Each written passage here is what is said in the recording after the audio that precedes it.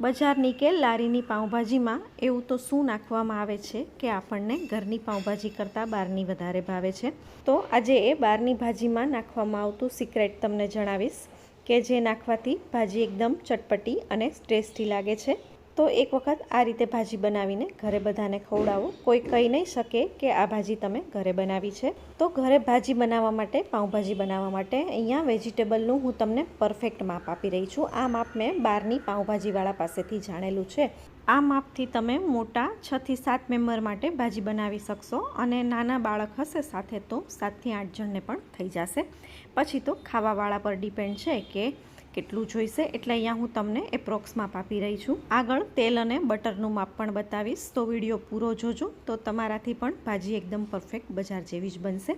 Flower, બટેકા અને કેપ્સિકમને મેં રફલી ચોપ કરી લીધા મોટા મોટા ટુકડામાં, અને કાંદાને એકદમ બારીક ચોપ કરી લીધા છે ચોપરમાં। આવું ચોપર ન હોય તો દોરીવાળા ચોપરમાં પણ ચાલે, પણ એકદમ બારીક કરી લેવાના।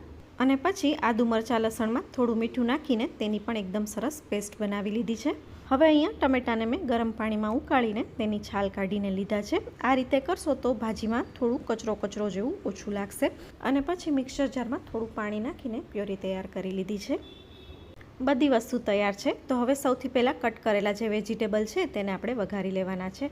તો આટલી ભાજી માટે મેં અહીંયા 1 કપ તેલ લીધું છે, જે 4 કપમાંનો સેટ આવે તે અહીંયા 1 આખો કપ ભરીને મેં તેલ લીધું છે। તો તેમાંથી અડધું તેલ અત્યારે આપણે શાક વઘારવામાં લઈ લઈશું। ખાલી પાણી નાખીને શાકભાજી બાફવાની બદલે આ રીતે તેલમાં વઘાર કરીને લેશો તો ભાજી એકદમ ટેસ્ટી બનશે। હવે હાફ ટીસ્પૂન જેટલી હિંગ નાખીને કટ કરેલા વેજીટેબલ અને વટાણા એડ કરી દઈએ।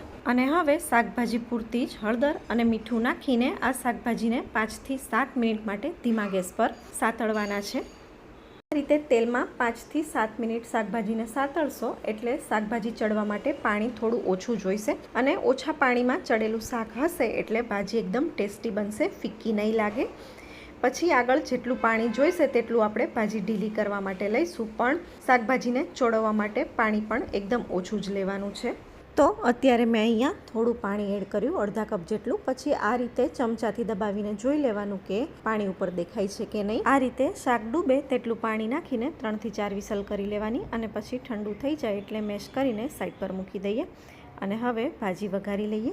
હવે ભાજી વઘારવા માટે મેં અહીંયા પોણો કપ તેલ લીધું છે। પહેલાં અડધા કપ જેટલું તેલ આપણે શાક વઘારવા માટે લીધું હતું, અને આ બીજું પોણો કપ તેલ। પોણા કપ તેલમાંથી થોડું તેલ બાકી રાખવાનું છે, તો હું ફરીથી લઈ રહી છું। બધું નહોતું નાખવાનું, થોડું બાકી રાખવાનું હતું, તો મેં 2 થી 3 ચમચા જેટલું તેલ પાછું લઈ લીધું છે। હવે તેલ ગરમ થાય એટલે એડ કરી દઈએ વાટેલી આદુ મરચાં લસણની પેસ્ટ। આદુ મરચાં લસણને પીસતી વખતે મેં થોડું પાણી અને મીઠું એડ કર્યા છે, જેથી ગરમ તેલમાં નાખીએ તો તરત બળી ન જાય। પેસ્ટને અડધી મિનિટ જેવું સાતળીને એડ કરી દઈએ ચોપ કરેલા કાંદા। ગેસની ફ્લેમ સ્લો રાખીને હવે આદુ મરચાં લસણની પેસ્ટ અને કાંદાને સાતળી લેવાના છે। હવે કાંદાને ગોલ્ડન બ્રાઉન થાય ત્યાં સુધી સાતળી લેવાના, એકદમ સોફ્ટ થઈ જવા જોઈએ। અહીંયા મેં કાંદા આ રીતે ચોપ કરીને લીધા છે, તમે પીસીને પણ લઈ શકો। જો એકદમ લિક્વિડ, એકદમ ઢીલી ભાજી બનાવી હોય તો અહીંયા કાંદા તમારે પીસીને લેવાના।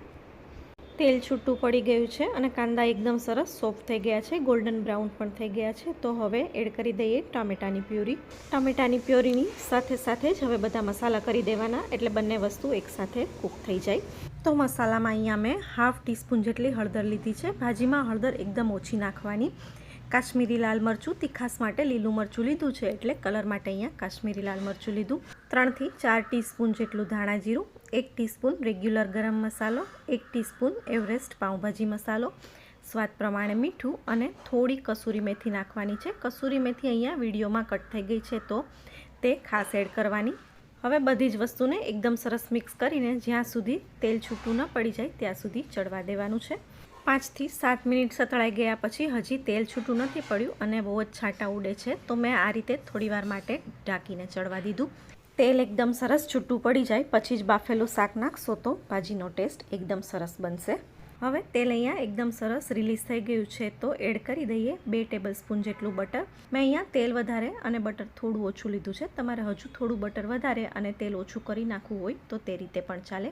એકદમ વધારે માત્રામાં કોથમીર એડ કરી દઈએ। આ રીતે પહેલાં જ કોથમીર એડ કરવાથી ભાજીનો સ્વાદ એકદમ સરસ આવશે। અને હવે બાફેલું શાક એડ કરી દઈએ। અહીંયા શાક બાફવામાં મેં 4 જ વસ્તુ લીધી હતી, વટાણા, બટેકા, કેપ્સિકમ અને ફ્લાવર।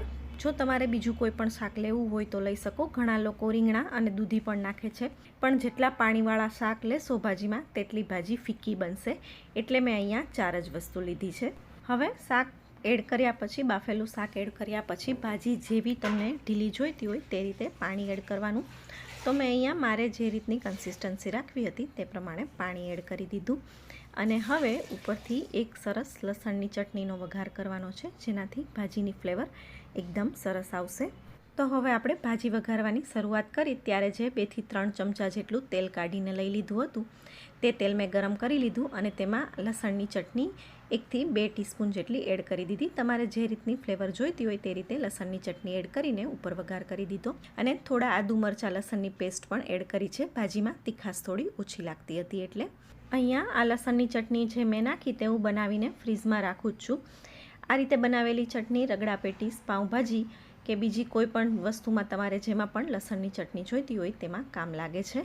પાઉંભાજીની બાજુમાં જે લસણની ચટણી પીરસવામાં આવે છે તે આ જ લસણની ચટણી હોય છે. આ ચટણીમાં થોડું પાણી નાખીને ઢીલી કરીને તમે ભાજી સાથે સર્વ પણ કરી શકો. હવે ભાજી એકદમ સરસ તૈયાર થઈ ગઈ છે. તેલ પણ એકદમ સરસ છૂટું પડીને ઉપર આવી ગયું છે. તો લાસ્ટમાં એડ કરવાના છે 2 ચપટી જેટલા લીંબુના ફૂલ. આ છે લારીવાળાનું કે બહારની ભાજીવાળાનું સિક્રેટ ઇન્ગ્રીડિયન્ટ કે જેનાથી જ ભાજી એકદમ ચટપટી લાગે છે. તમને સ્મેલથી જ ભાજી ખાવાનું મન થઈ જાય તે આ વસ્તુ છે. જનરલી ઘરમાં બનતી વસ્તુમાં આપણે આ લીંબુના ફૂલનો ઉપયોગ નથી કરતા, પણ જો બહારની ભાજીનો ટેસ્ટ અને બહારની ભાજીની જે ફ્લેવર હોય છે કે જેનાથી જ તમને ખાવાનું મન થાય તે જો જોઈતું હોય તો આ વસ્તુ એડ કરવી પડે.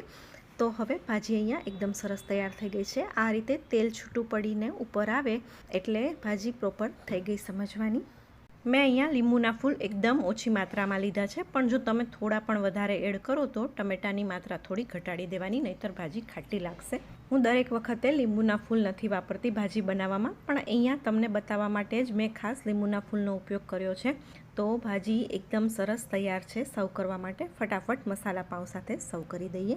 તો તૈયાર છે અહીંયા ભાજી. એક વખત આ રીતે ટ્રાય કરો અને પછી મને કમેન્ટમાં જણાવજો કે ભાજી કેવી બની છે. અને જો રેસીપી ગમી હોય તો વિડીયોને લાઇક શેર કરીને ચેનલને સબસ્ક્રાઈબ કરવાનું ભૂલતા નહીં. તો ફરી મળીશું એક નવી રેસીપી સાથે. ત્યાં સુધી આવજો.